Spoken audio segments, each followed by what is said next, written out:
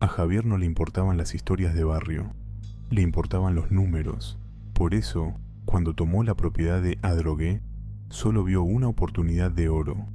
Era una casona de estilo francés, con techos de pizarra y aberturas de cedro, abandonada desde hacía una década. La orden era clara: una lavada de cara, pintura fresca y a la venta. Pero, en esa casa, nada de lo que se hacía permanecía hecho. Los problemas empezaron con lo más simple: la pintura. El capataz, un hombre curtido en 1000 obras, llamó a Javier un martes a la mañana. «Venga a ver esto, jefe», le dijo con una voz que no ocultaba el desconcierto. Cuando Javier entró a la sala principal, se quedó mudo. Habían pintado todo de un blanco satinado el día anterior, pero ahora las paredes estaban cubiertas de manchas circulares, perfectamente simétricas, de un color gris ceniza. No era humedad, no era hongo, era como si el color original hubiera sido succionado desde adentro. Días después, el electricista dejó la obra. Dijo que los cables, recién pasados por los caños, aparecían cortados con una precisión quirúrgica, pero sin que nadie hubiera entrado a la propiedad. Lo más inquietante no era el daño, sino que los trozos de cables sobrantes no estaban en el piso. Desaparecían por completo. Javier, convencido de que alguien quería boicotear la venta, decidió que esa noche no volvería a su departamento. Se quedaría allí, solo, para atrapar al intruso. Cenó algo rápido, sentado en un balde de pintura volcado. El silencio de la casona era absoluto, un silencio que parecía presionar los tímpanos.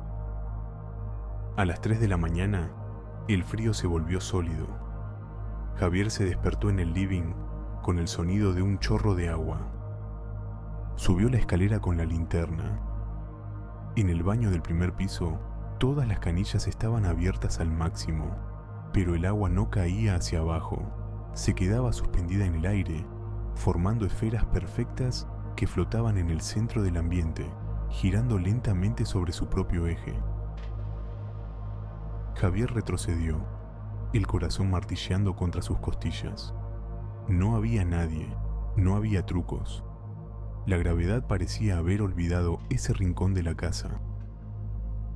Corrió hacia la habitación principal, y ahí fue cuando el terror dejó de ser extraño para volverse imposible. El empapelado que acababan de colocar se estaba despegando, pero no caía. Se enrollaba hacia atrás, revelando lo que había debajo. En los ladrillos desnudos, alguien o algo había tallado miles de fechas. Todas eran futuras. Javier iluminó una: 14 de mayo de 2032. Al lado, otra: 6 de agosto de 2040. Entonces escuchó un sonido. No era una voz. Era el sonido de cientos de llaves girando al mismo tiempo en cerraduras invisibles. El ruido venía de las paredes, del techo, del suelo bajo sus pies. Las sombras en las esquinas empezaron a alargarse de forma antinatural, proyectándose hacia él sin que hubiera una fuente de luz que la justificara. Javier sintió que el espacio se deformaba. La puerta de salida parecía estar a kilómetros de distancia, aunque estaba a solo unos pasos. Lo paranormal no se manifestó como una figura blanca, sino como una distorsión de la realidad misma. Javier vio cómo su propia linterna empezaba a iluminar hacia atrás. La luz volvía a la lámpara en lugar de salir de ella. Preso de un ataque de pánico, se lanzó hacia la ventana, pero el vidrio se volvió blando como una tela, atrapándolo en una membrana fría que no lo dejaba pasar. Pasó las horas que quedaban de oscuridad, viendo cómo los objetos de la obra levitaban y se reordenaban en patrones geométricos complejos en el aire. No había viento, no había fantasmas gritando, solo una actividad invisible y frenética que ignoraba todas las leyes de la física. Cuando el sol finalmente despuntó, la casa recuperó su apariencia normal en un segundo. El agua cayó al suelo, las sombras se retrajeron y el empapelado volvió a su lugar, tapando las fechas talladas. Javier salió a la calle sin mirar atrás. Esa misma tarde, entregó las llaves en la oficina central.